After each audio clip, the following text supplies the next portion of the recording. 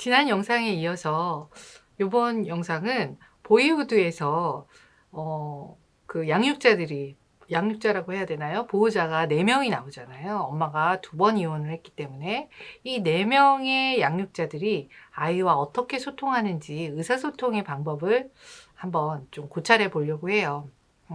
의사소통은 사실은 양육에 있어서 엄청나게 중요한 거잖아요. 의사소통을 통해서 아이들이 신뢰감도 얻고 또 부모에게 자기 감정도 해소하고 표현하고 그러면서 또 올바른 피드백을 통해서 올바른 발달들을 해나가는 아주 중요한 요소인데요. 이 4명의 각각의 그 보호자들이 아이들에게 이 영화의 메이슨 남매에게 어떤 식의 의사소통을 하는지 한번 구체적인 장면을 보면서 살펴볼까요?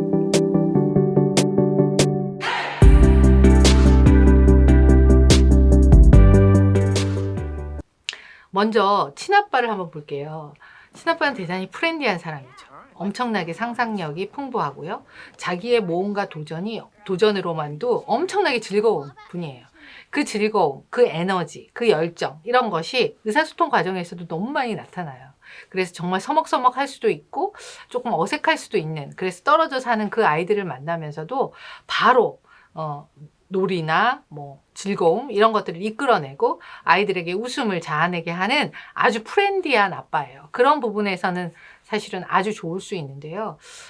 저는 여기에서 이 아빠가 프렌디한 부모일까 아니면 그냥 프렌디한 친구일까 한번 질문 드리고 싶어요. 느끼시는 분들마다 좀 다를 수 있지만 여기 아빠는 되게 자기중심적이잖아요.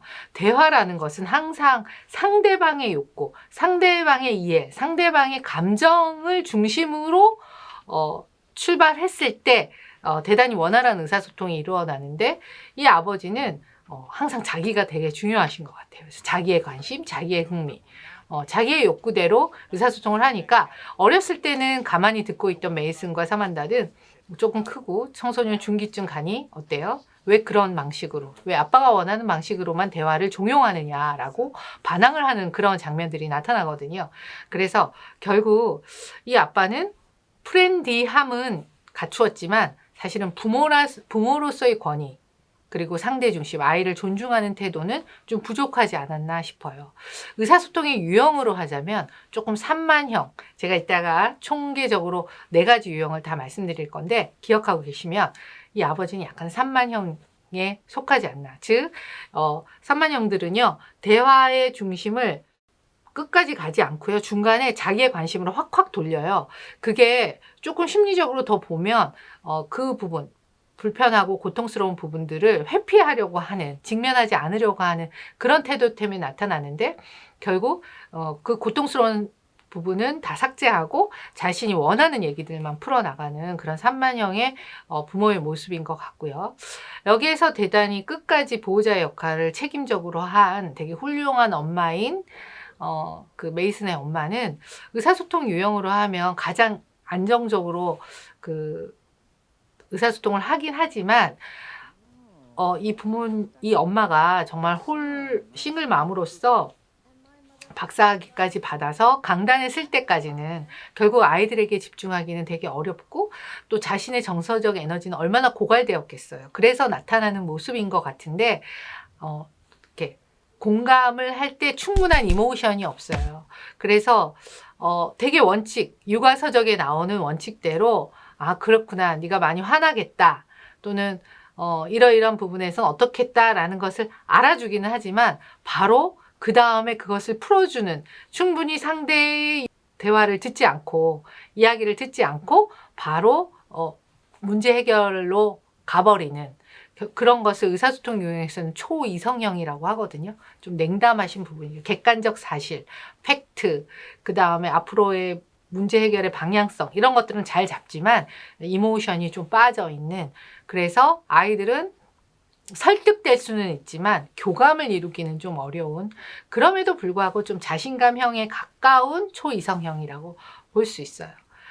그 다음에 이제 그 중간에 첫 번째 이제 이혼을 하고 2번째 이혼하신, 그러니까 즉 가장 최악의 보호자인 아버지가 나오잖아요. 장면에서 흐르는 것처럼 이분은 전형적인 비난형의 의사소통을 사용하고 있어요. 비난형들은요, 항상 I'm okay, you are not okay. 그러니까 너는 틀렸어. 그래서 계속 잔소리를 해야 돼요. 끊임없이 개입해야 돼요. 그러니 아이들은 폭력을 사용하는 아빠가 무서워서 가만히 있을 뿐 전혀 이것을 의사소통이라고 할 수가 없고 결국은 정서적 단절로 이어지게 되는 그런 사항들이 이 영화에서도 나타나요.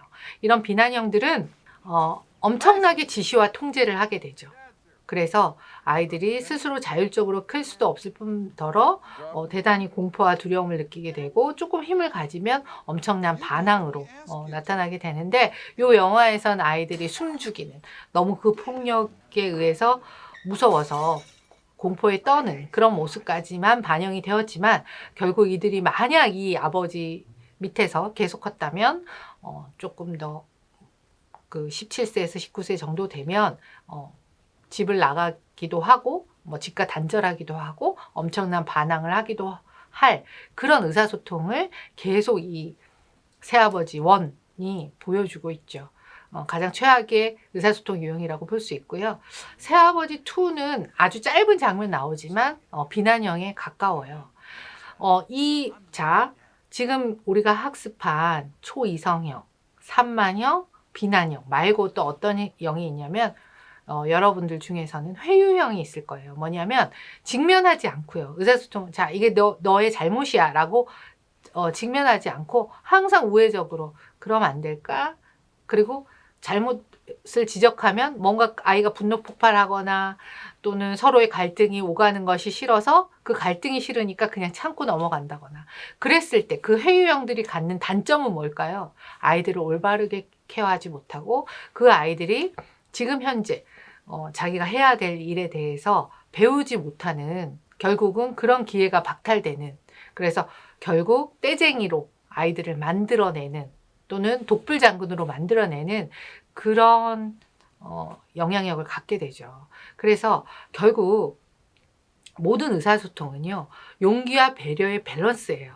즉 도전할 때, 직면할 때, 책임을 물을 때 해야 될 일과 해야 되지 않을 일을 구분할 때 이럴 때는 용기를 사용해야 되고요. 그것과 함께 항상 밑바탕 되어줘야 되는 건 뭘까요? 배려예요. 그래서 용기와 배려가 밸런스를 정확하게 맞추었을 때 아까 말씀드렸던 너무나 자기중심적으로 대화를 막 회피하면서 또는 어떨 때는 너무 과도하게 개입하면서 하는 그런 산만형도 아니고 그렇다고 너무 객관적 팩트에만 의존해서 아이들의 정서에 좀 냉담한 그런 초이성형도 아니고 그렇다고 지시와 통제를 하는 비난형도 아니고 직면하지 못하는 회유형도 아닌 올바른 자신감형의 그런 의사소통을 여러분들이 할 수 있거든요. 아쉽게도 이 영화에서는 완벽하게 이렇게 자신감형이 나오진 않지만 부합된다면 그래도 엄마의 그런 대화들이 자신감형에 가장 가깝지 않나 이런 생각을 하면서 제가 영화를 보았어요. 사실 이게 12년간 아이의 성장기잖아요. 12년 동안 이런 양육자, 이런 보호자들과의 의사소통을 한 아이들의 심정, 또 아이들의 성격, 인성 형성은 어땠을까? 이 영화에서는 충분히 보여주지 않았지만 이후에 메이슨이 이제 성인이 되어서 이성 교제를 하거나 다른 사람에게 자기 감정을 표현할 때 뭔가 이렇게 걸림돌이 좀 있는 것들이 영화에서도 나타나잖아요. 아마 좀 더 원활한, 좀 더 건강한 그런 의사소통의 양육자와 함께 상호작용했다면 뭔가 결과가 다르지 않았을까? 그런 생각이 듭니다. 그래서 이 영화는 또 크게 관련이 없다고 생각하실 수 있지만 제가 보기에는 이 보호자들의 의사소통 방법이 너무 적나라하게 의사소통 유형에 맞아서 한번 이 영화를 사용해서 부모가 자녀와 어떻게 의사소통해야 되는지에 대해서 한번 살펴보았습니다. 도움이 되셨나요? 도움이 되셨다면 댓글에 적어주세요.